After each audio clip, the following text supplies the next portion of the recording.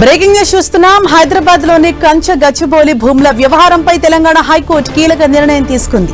ఆ భూముల్లో రేపటి వరకు ఎలాంటి కటింగ్స్ చేయకూడదని ప్రభుత్వాన్ని ఆదేశించింది.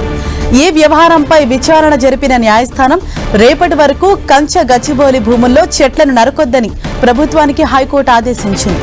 తదుపరి విచారణ రేపు మధ్యాహ్నానికి వాయిదా వేసింది.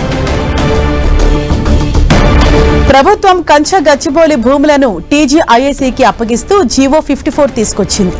ఈ జీవోను సవాల్ చేస్తూ వటా ఫౌండేషన్ హైకోర్టును ఆశ్రయించింది. ఈ పిటిషన్పై హైకోర్టులో వాడివేడిగా వాదనలు సాగాయి. పిటిషనర్ తరపున సీనియర్ కౌన్సిల్ రవిచంద్ వాదనలు వినిపించగా, ప్రభుత్వం తరపున సీనియర్ న్యాయవాది సుదర్శన్ రెడ్డి వాదనలు వినిపించారు. ముందుగా 54 జీవోను రద్దు చేయాలని కోరుతూ వాదనలు వినిపించారు పిటిషనర్ తరపు లాయర్. 400 ఎకరాలు తమదేనని ప్రభుత్వం చెబుతోందని, ఒకవేళ అది ప్రభుత్వ భూమి అయినా సుప్రీంకోర్టు తీర్పునకు కట్టుబడి ఉండాలన్నారు. కోర్టు తీర్పు ప్రకారం అటవీ ప్రాంతాన్ని కొట్టివేయాలంటే నిపుణుల కమిటీ వేయాలని కోర్టు దృష్టికి తీసుకెళ్లారు. సుప్రీంకోర్టు తీర్పు నిబంధనలకు విరుద్ధంగా అధికారులు వ్యవహరిస్తున్నారని తెలిపారు. వివాదాస్పద భూముల్లో 3 చెరువులు, రాక్ స్ట్రక్చర్స్ ఉన్నాయని, కొన్నాళ్లుగా హెచ్సీయూలో ఉద్రిక్తతలు కొనసాగుతున్నాయని పిటిషనర్ తరపు లాయర్ వాదించారు. నిరసనలు చేస్తున్న విద్యార్థులపై లాఠీచార్జ్ చేస్తున్నారని కోర్టు దృష్టికి తీసుకెళ్లారు. పిటిషనర్ తరపు వాదనలు విన్న తర్వాత ప్రభుత్వ లాయర్ తన వాదనలు వినిపించారు. హెచ్సీయూలో ఫారెస్ట్ భూమి లేదన్నారు. ఇది ముమ్మాటికి ఇండస్ట్రియల్ భూమి అని, ప్రభుత్వం ఈ భూమిని ఎక్కడా ఫారెస్ట్ ఏరియాగా నోటిఫై చేయలేదని కోర్టుకు తెలిపారు. కేవలం గూగుల్ మ్యాప్ ఆధారంగా రాద్ధాంతం చేస్తున్నారని, గూగుల్ మ్యాప్ లో మాన్సన్ ఏరియా ఫారెస్ట్ ఏరియాగా కనిపిస్తుందని తెలిపారు. ఇది కేవలం ఇండస్ట్రియల్ భూమి మాత్రమే, ఇది ఫారెస్ట్ ఏరియా కానే కాదు, ఇక్కడ హెలిప్యాడ్లు కూడా ఉన్నాయని చెప్పారు. ఇరువైపులా వాదనలు విన్న కోర్టు రేపు మధ్యాహ్నానికి విచారణ వాయిదా వేసింది. అప్పటి వరకు కంచ గచ్చిబౌలి ఏరియాలో చెట్లను నరకొద్దని ఆదేశించింది.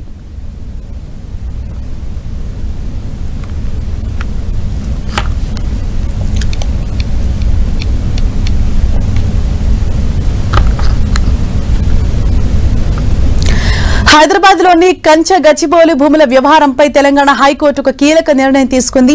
ఆ భూముల్లో రేపటి వరకు ఎటువంటి కటింగ్స్ చేయకూడదని ప్రభుత్వాన్ని ఆదేశించింది.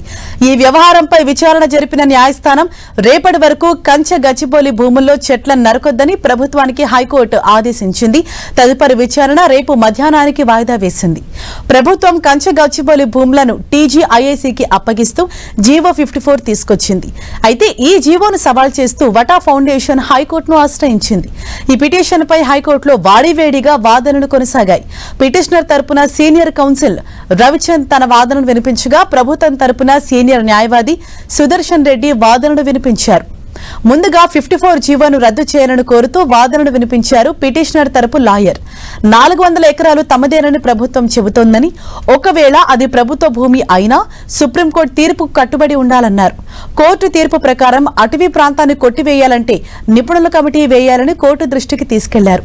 సుప్రీంకోర్టు తీర్పు నిబంధనలకు విరుద్ధంగా అధికారులు వ్యవహరిస్తున్నారని తెలిపారు. వివాదాస్పద భూముల్లో 3 చెరువులు, రాక్ స్ట్రక్చర్స్ ఉన్నాయని, కొన్నాళ్లుగా హెచ్సీయూలో ఉద్రిక్తతలు కొనసాగుతున్నాయని పిటిషనర్ తరపు లాయర్ వాదించారు. నిరసనలు చేస్తున్న విద్యార్థులపై లాఠీచార్జ్ చేస్తున్నారని కోర్టు దృష్టికి తీసుకెళ్లారు. అయితే పిటిషనర్ తరపు వాదనల తర్వాత ప్రభుత్వ లాయర్ తన వాదనలు వినిపించారు. హెచ్సీయూలో అసలు ఫారెస్ట్ భూమే లేదన్నారు. ఇది ముమ్మాటికి ఇండస్ట్రియల్ భూమి అని, ప్రభుత్వం ఈ భూమిని ఎక్కడా ఫారెస్ట్ ఏరియాగా నోటిఫై చేయలేదని కోర్టుకు తెలిపారు.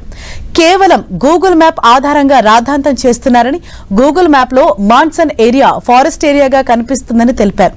ఇది కేవలం ఇండస్ట్రియల్ భూమి మాత్రమే, ఇది ఫారెస్ట్ ఏరియా కానే కాదు, ఇక్కడ హెలిప్యాడ్లు కూడా ఉన్నాయని చెప్పారు. ఇరువైపులా వాదనలు విన్న కోర్టు రేపు మధ్యాహ్నానికి విచారణ వాయిదా వేసింది. అప్పటి వరకు కంచ గచ్చిబౌలి ఏరియాలో చెట్లను నరకొద్దని ఆదేశించింది.